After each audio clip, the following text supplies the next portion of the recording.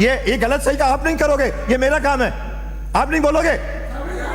अरे गलत है सही है, मैं तय करूंगा। आपने ठेका नहीं लिया, आपने नहीं लिया राजो, मैं आप बोलिए, आप बैठिए, हाँ आप बैठिए, ये आप तय नहीं करोगे।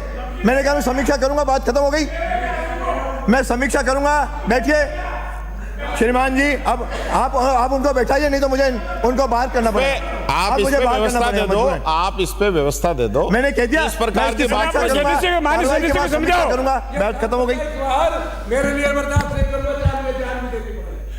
वो जा सकते, बैठिए बैठिए, आप बोलिए। माननीय अध्यक्ष महोदय, यह सदन संविधान का पवित्र मंदिर है तथा प्रदेश की सबसे बड़ी पंचायत। आपने इस सदन में महामहिम राज्यपाल के अभिभाषण पर अपने विचार रखने के लिए मेरे को अवसर दिया, उसके लिए आपका बहुत बहुत धन्यवाद। मैं जयपुर जिले की पर्यटन और ऐतिहासिक महत्व के क्षेत्र आमेर से चुनकर आया हूं और मेरा मानना है कि यहाँ चुनकर आए सदस्य प्रदेश के करोड़ों सम्मानीय नागरिकों का प्रतिनिधित्व कर रहे हैं। हम सभी पर महती उत्तरदायित्व है तथा इस सदन में हमें बहुत ही संजीदगी व सकारात्मकता के साथ चर्चा करनी चाहिए, किंतु दुर्भाग्यवश इस सदन में प्रस्तुत अभिभाषण भारी नकारात्मकता का अनुभव करा रहा है। गत सरकार ने अनेक जन कल्याणकारी कार्य किए जिनसे राजस्थान की जनता को लाभ मिला, किंतु उनके विषय में अभिभाषण में सकारात्मक चर्चा नहीं की गई।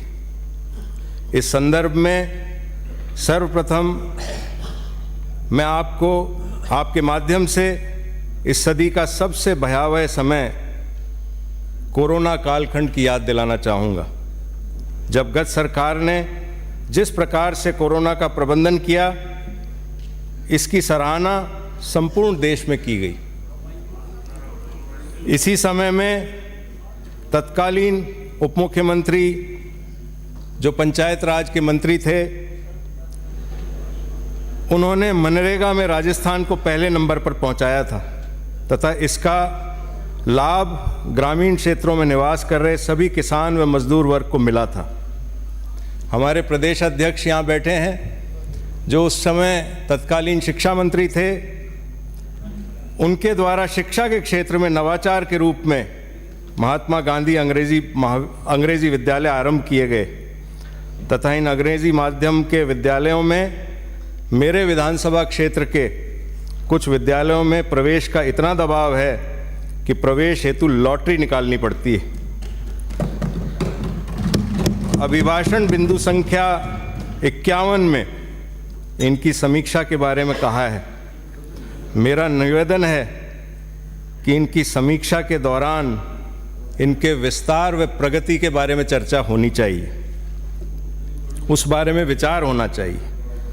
मैं आपका ध्यान गत सरकार द्वारा विद्युत उपभोक्ताओं को अनेक राहत प्रदान की गई उस ओर करना चाहूँगा जिससे अनेक लोगों को लाभ मिला। इसका उल्लेख भी अभिभाषण में नहीं है। मेरा वर्तमान सरकार से आग्रह है कि संवेदनशीलता का परिचय देते हुए इस शीत ऋतु में कृषकों को दिन में विद्युत आपूर्ति के द्वारा राहत प्रदान करें तथा सायंकाल में घरेलू उपभोक्ताओं की आपूर्ति पर अघोषित कटौती न हो। इस हेतु वर्तमान सरकार की क्या कार्य योजना है, इसका अभिभाषण में कहीं उल्लेख नहीं। मैं आपका ध्यान बिंदु संख्या 52 की ओर आकर्षित करूंगा, जिसमें उल्लेख किया गया है कि दुग्ध उत्पादन में राजस्थान अव्वल है। मेरा वर्तमान सरकार से निवेदन है कि दुग्ध उत्पादकों हेतु गत सरकार द्वारा बढ़ाए गए बोनस का की शीघ्र भुगतान की व्यवस्था होनी चाहिए। हम आगे भी इस क्षेत्र में श्रेष्ठ बने रहें, इस हेतु क्या योजना है इसका भी अभिभाषण में उल्लेख नहीं है। मैं इस सदन का एक बार पुनः आपके माध्यम से धन्यवाद देना चाहता हूं कि आपने मुझे अपने विचार इस सदन में रखने का अवसर प्रदान किया तथा आपके माध्यम से आमेर की संपूर्ण जनता का आभार व्यक्त करना चाहता हूं कि जिन्होंने मुझे इस सदन में, इस पवित्र सदन में भेजने का रास्ता तय किया और मुझे अपने विचार इस सदन में रखने का अवसर प्रदान किया। बहुत बहुत धन्यवाद। बैठिए। श्री अतुल बंसाली।